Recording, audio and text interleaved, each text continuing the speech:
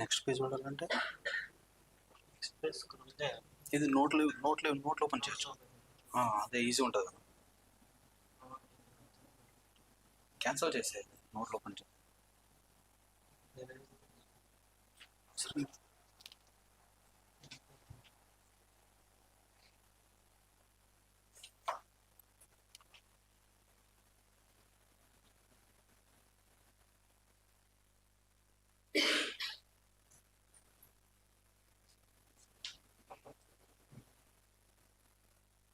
రాలేదు ఇంకా.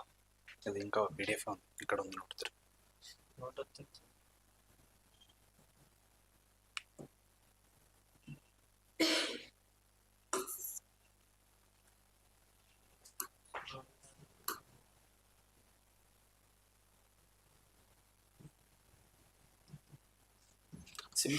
సింపుల్ ఒక నోట్లో ఓపెన్ చేస్తే అయిపోతుంది పీడిఎఫ్. ఇది డౌన్లోడ్ చేసుకో చెప్తాను.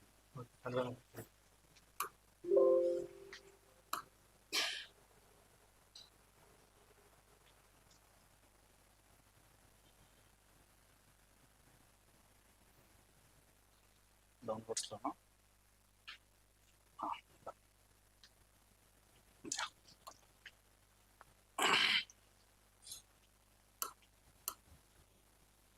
నెక్స్ట్ పేజ్ చూడాలంటే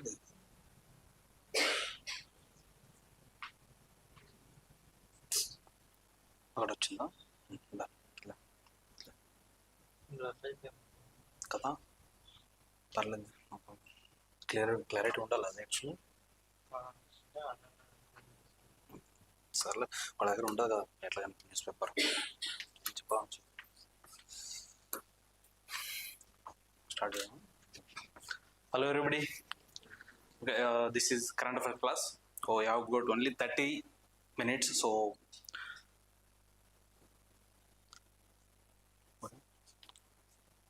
okay, let us not delay any further. Okay, shall we begin? Okay, the first article, how many of you have read today's newspaper? No one has read. Okay, no problem. Okay, first article I have picked from the Hindu. Actually, this article from Hyderabad edition. Okay.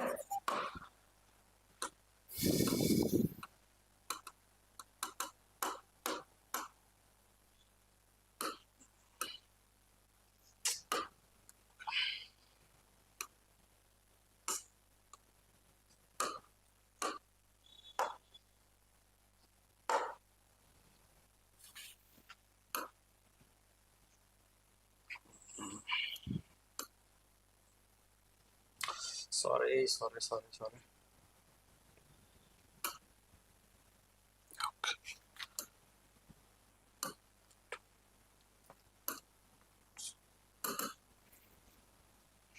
Yeah, okay. Okay, Pradhan Mantri Narendra Modi has started, means he has given note to Kaziranga corridor in Assam. Okay, corridor Kaziranga National Park is in Assam. All of you know that, right? So very important aspects with respect to UPSC examination we all need to know is that where is Kaziranga, and very important facts about prelims examination.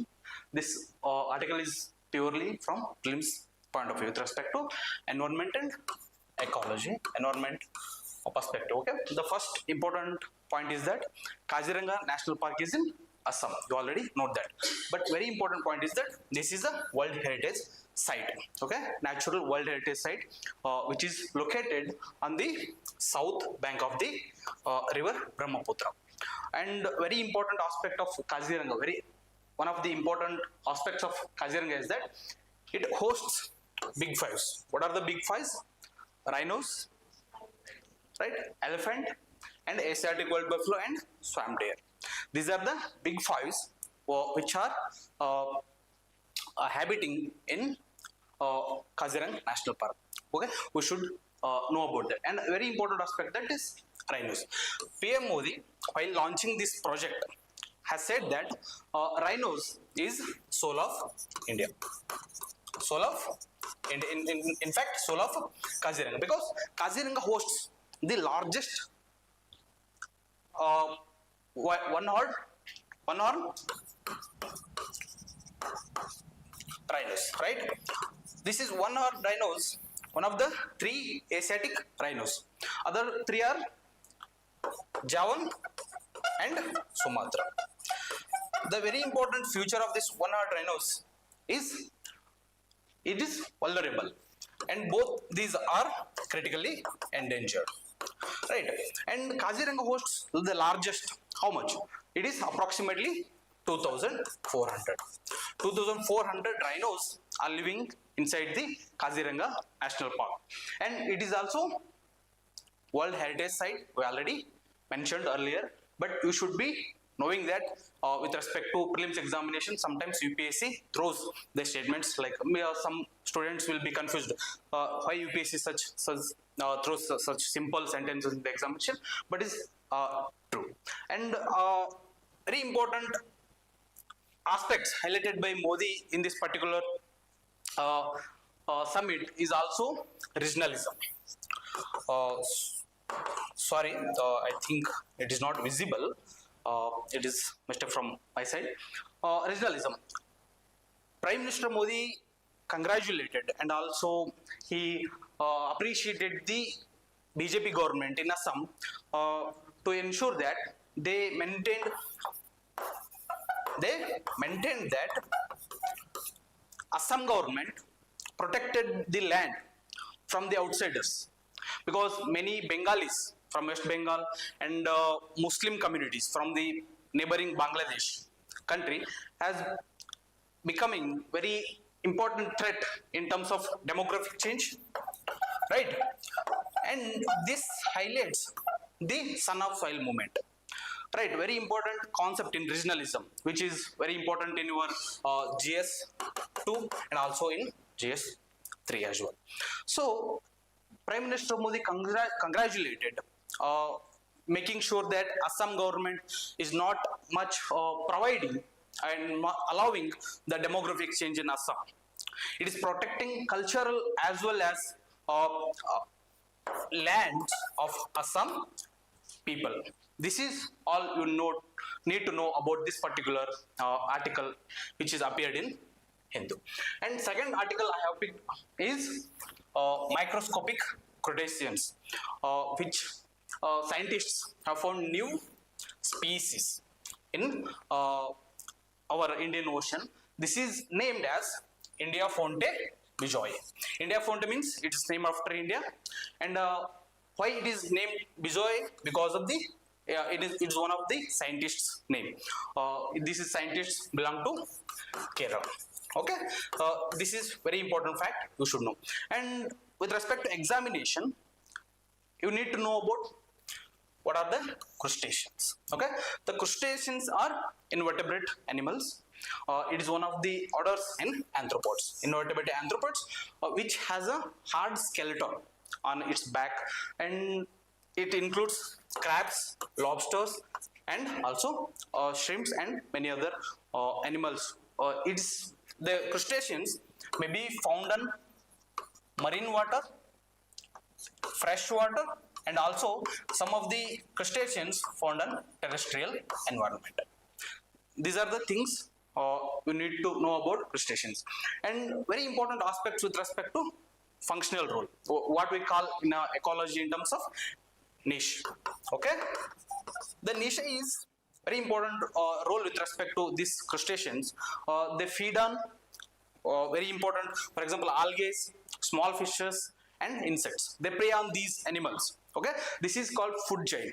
You already read on ecology, right? So, and also they are the filter feeders, means they feed on insects, algae, all these, and filter the water. And this is one of the important functions of the crustaceans. Because of this reason, there will be a fresh water, and also they cleans up the environment. This is very important function of the crustaceans. And also they scavenge on different types of dead animals, dead materials in the water. It may be fresh water or the marine water and the terrestrial, as we mentioned earlier, right? This is with respect to crustaceans which found in Kavaratti. Kavaratti is a place which in Lakshadweep Islands. Okay, this is capital, right? Okay, this is very important. Very important aspects with respect to crustaceans. Also, new species. This is very important for your prelims 2026 from environment perspective. Okay, do you have any doubts? All right, and we will jump into the next article. This is with respect to crisis in education, especially in higher education. There are two articles with respect to crisis in education, but I have combined both of these, and we will analyze the important aspects which are mentioned in these both articles. Okay. The first is that crisis in higher education in India. There are very important terminologies mentioned in the article. One is massification of education. The massification of education is nothing but we are increasing the enrollment, gross enrollment ratio in colleges, especially higher education institutions.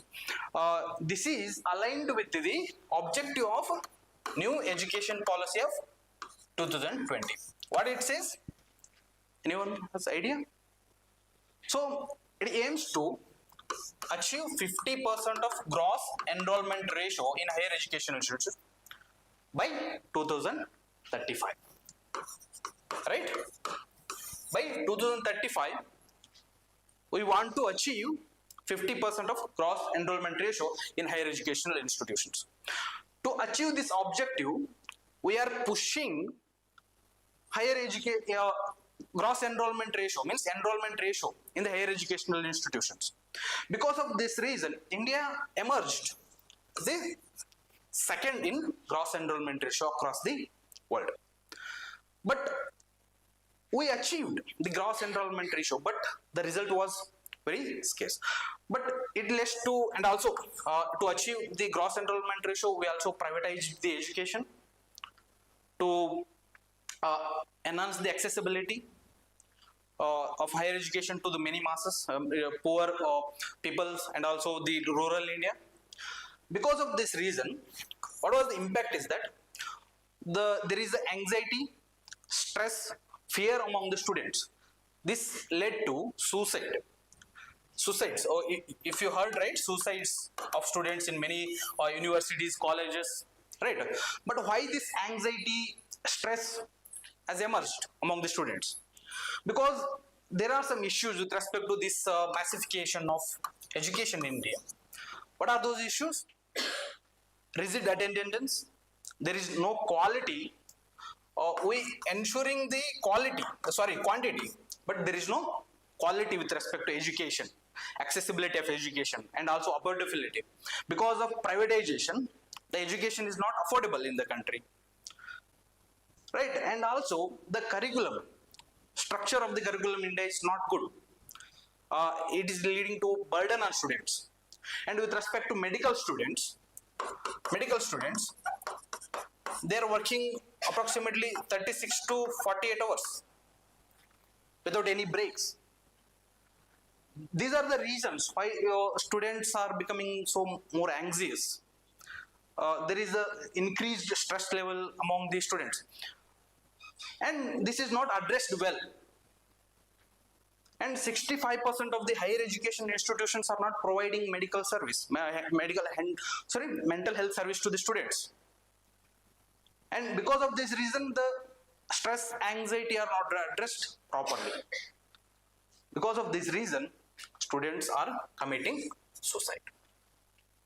So, and also, very important aspect is that 50% of vacancies are still not filled in higher educational institutions. Across India, higher education universities, colleges, all these higher educational institutions are facing vacancies. A very important and major issue in the higher educational institutions. And this is called failure of governance, right? Failure of governance.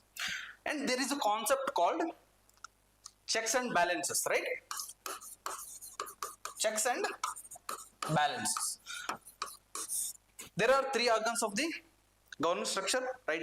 One is legislative, executive, and judiciary, right? If one organs of the system fails, other two organs will take care of that. This is called checks and balances, right? If one, for example, if executive goes beyond its power, judiciary, legislative will curtail that power through various mechanisms, right? And also judiciary step into the arena and wanted to solve this problem where the students are committing suicide, education becoming a burden rather than a enlightenment. So by using Article 142, Supreme Court issued order. What Article 142 says? Anyone does have idea? Okay, it allows the Article 142 allows the Supreme Court to pass order, right? To pass any decree to do complete justice. Do complete justice. Anyone recall any of instances where Article 142 was used by Supreme Court? Any other recent incidents? Yeah, one. Any of? Okay. Recently there was ban on election now in Chandigarh, right? Chandigarh, and also Supreme Court issued a new order to President to sign up bills within a limited time period, right? Anyone recalls, right? So this is how Supreme Court step into the area where other organs of the government are not functioning properly, right? This is one of the instances where Supreme Court stepping into this governance failure issue and delivering a justice to do complete justice. Okay, this is one of the orders issued by the Supreme Court. Says that if you have to fill vacancies, all the vacancies in higher educational institutions within 4 months. As you mentioned, there are more than 50% of vacancies in higher educational institutions. So you have to fill these 50% of vacancies in all higher educational institutions within 4 months. That is one. And second is that appointment of vice chancellor and registrars in universities. You have to fill that vice chancellor post and registers within a month after vacancy fall vacant. If is there any vacancy, if a vice chancellor or registrar resigned or their vacancies become vacant, we have to fill that vacancy within a month. This is second order issued by the Supreme Court. And there is a pendency of scholarship. Because of that reason, scholarship reason, students are not affording education. Poor students are committing suicide because they don't have money to pursue higher education. Supreme Court issued that you have to disperse all the scholarship pendings within 4 months. This is the third order issued by the Supreme Court by using Article 142. And last is that you have to create a database with respect to students' suicide. This is called sample registration system. This sample registration system should contain the data with respect to students' suicide. You have to maintain in the centralized form so that we will have a data to make a policy. What this is called? Evidence based policy making, right? This is called evidence based policy making. If you want to make a policy, there should be data, information. You have to collect that information data in a sample registration system in a centralized manner so that the data can be utilized by various state governments, local authorities, even state government to make a policy. And last one is that you have to provide mental health care to the students. If there is a university, you have to establish a mental health care unit in that particular higher educational institute, or you have to provide mental health care to the students within a 1 kilometer radius. That student should be accessible to that mental health care system or service. That should be within 1 kilometer radius of that particular higher educational institute. This is the second article. So if you have any doubts, we'll address them. Otherwise, we'll move on to the next article and last article of the day. Okay, that is called bullying tactics. You already heard many of these and also read many of the articles, I hope, right? With respect to Trump's ideology of invading other countries and all those taking resources. He already invaded Venezuela, right? And he captured, they kidnapped the president of Venezuela, right? And also when he started his second term, he wanted to capture Canada as well, right? He wanted to capture Canada. Also, he called the Prime Minister of Canada as governor, if I'm not wrong, right? So, and one of the ideas of Trump was to acquire Greenland, right? When he started his second term, his ideas was to acquire Panama Canal and impose border restrictions on Mexico, and other ideas to acquire Greenland. These are the very important ideas with respect to Trump's second term. But Venezuela was not in the list, but somehow he invaded Venezuela. Okay, but he wants to invade Greenland. This is article with respect all about is Greenland. Okay, Trump's bullying ideologies. He want to achieve his goals through hard power. There are two concepts in IR. That is, one is power. One is hard power. Another one is soft power. These are the diplomacy through which any nation will realize its goals. Hard power is nothing but using militaries, acquiring territories, as with respect to Venezuela, and also imposing tariffs, as Trump doing now. He imposed tariff on India. He is imposing tariffs on China. He is imposing tariffs on European Union countries. This is with respect to imposing tariffs on European Union countries. He wants to acquire Greenland. So Denmark says that it's not going to happen. European countries says that it's not going to happen, and also they sent a small troop. All the European countries collectively sent a small troop to Greenland to defend against any further attack by the US government, because as they already seen with respect to Venezuela what happened. So because of that reason, they wanted to secure Greenland at any cost. They sent a small troop to Greenland. So because of that reason, Trump started to impose tariff on the European countries, which are posing hurdles against the Trump's idea of acquiring Greenland. And these tariffs will be started by February 1st. This is the idea which we call weaponization of tariffs.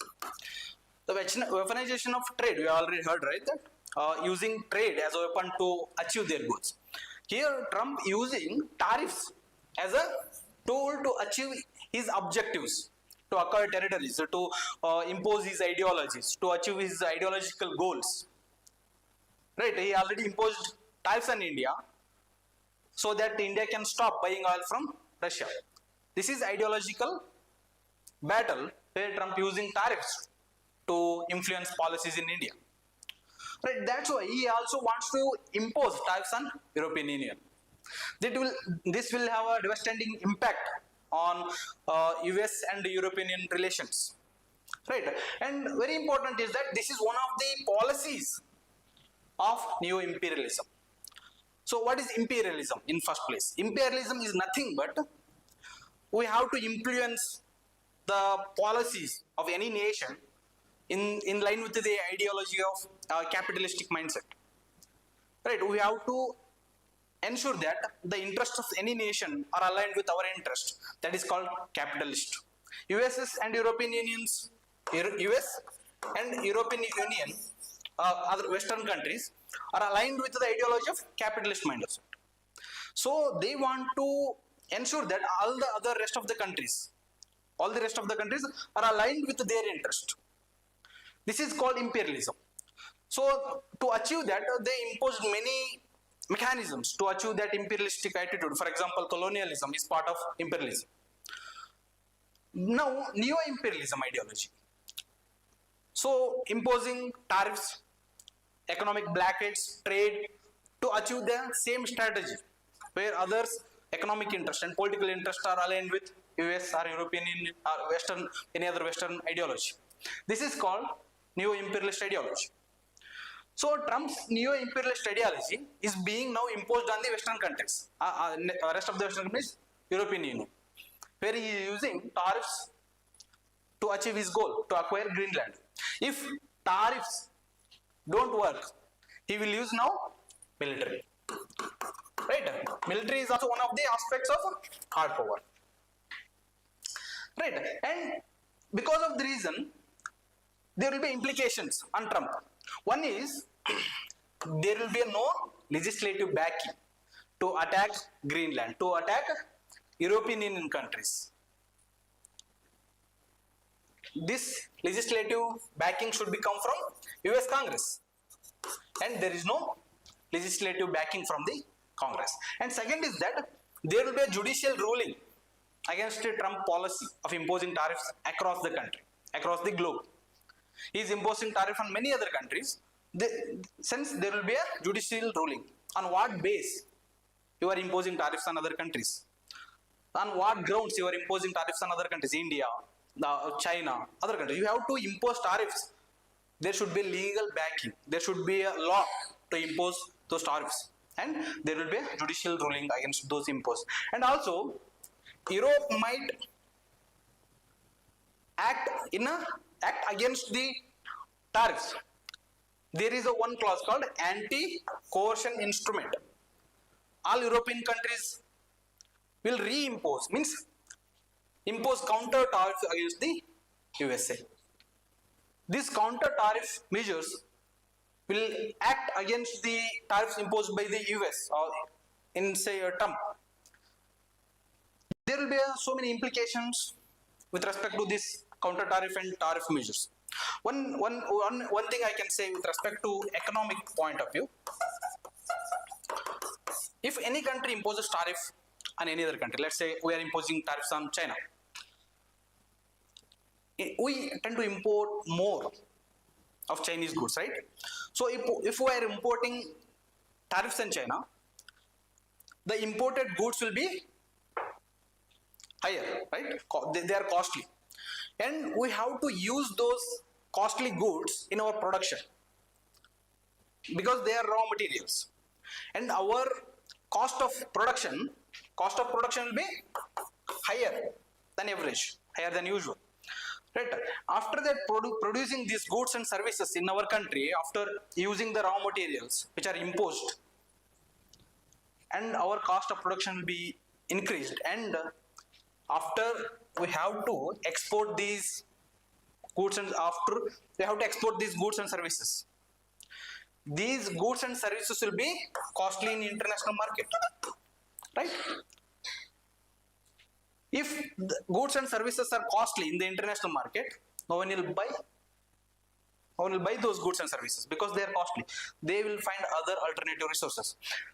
If Trump wants to make America great again in terms of manufacturing hub, he wants to make America great again through making America a manufacturing hub.